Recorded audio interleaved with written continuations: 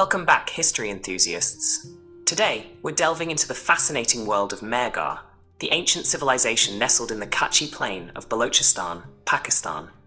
A pioneer of civilizations dating back from the Neolithic period, around 7000 to the Bronze Age in 2500–2000 BCE.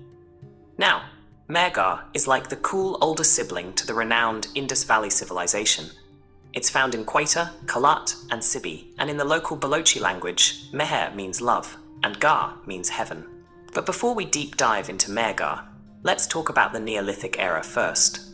The Neolithic people discovered how to polish and ground stone tools, not just for farming, but also for decoration, building, making pottery, and even crafting canoes. Back in 12,000 BCE, hunter-gatherers thought, let's settle down, ditch the nomadic life, and embrace farming. They needed a prime spot for their cattle and crops, and the land along the big rivers was the perfect fit with all that water and fertile soil.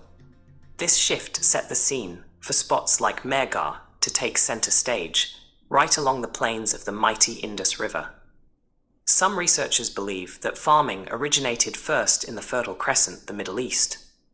Others argue that farming and animal domestication arose independently in various parts of the world after the Ice Age. Similarly, there's a debate: were the settlers from Mesopotamia or indigenous Indian civilizations?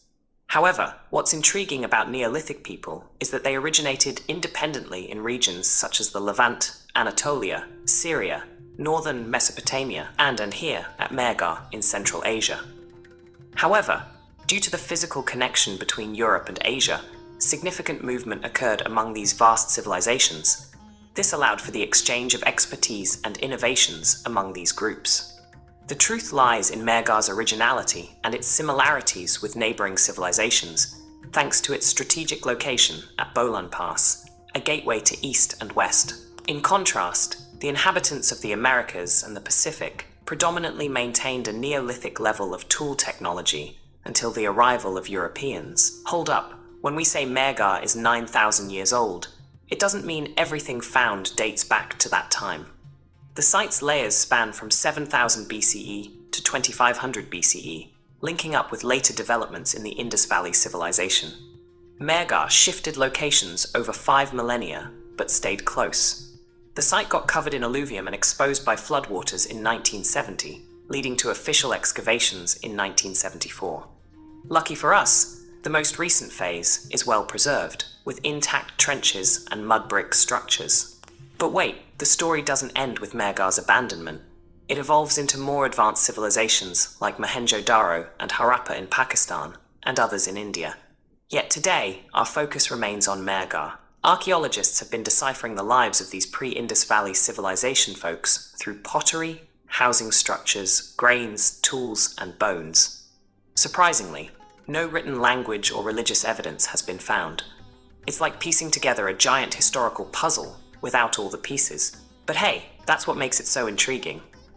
Stay curious. History buffs. In Mehrgarh, folks were into herding goats, sheep, and cattle.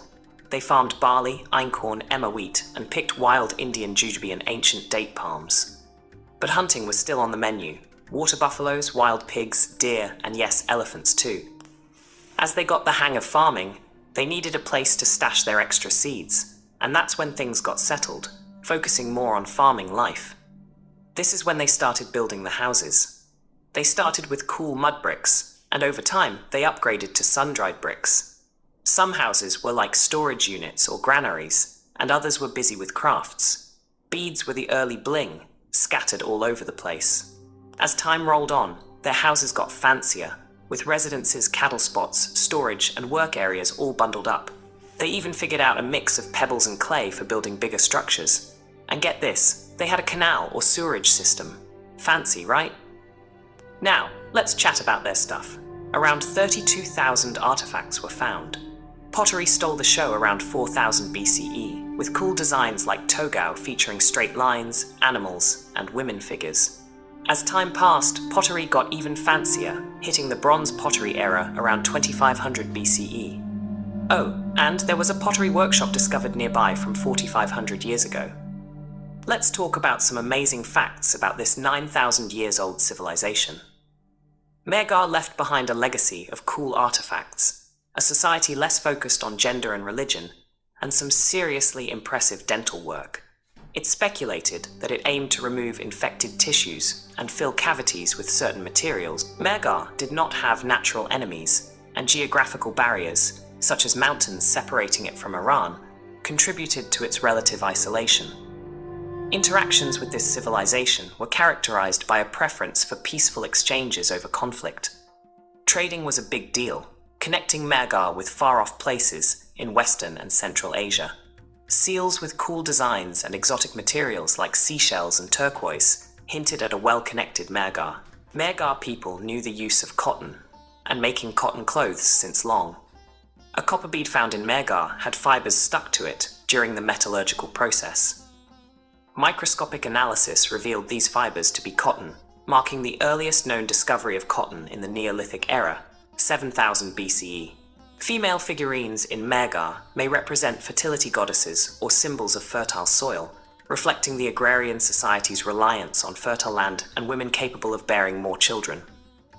In India and Pakistan, the term Dharti Maan, or Mother Earth, is often used, emphasizing a strong connection to the land, culture, and heritage. And last but not the least, in Mehrgarh, no evidence of religious practices or social hierarchies has been discovered through archaeological findings.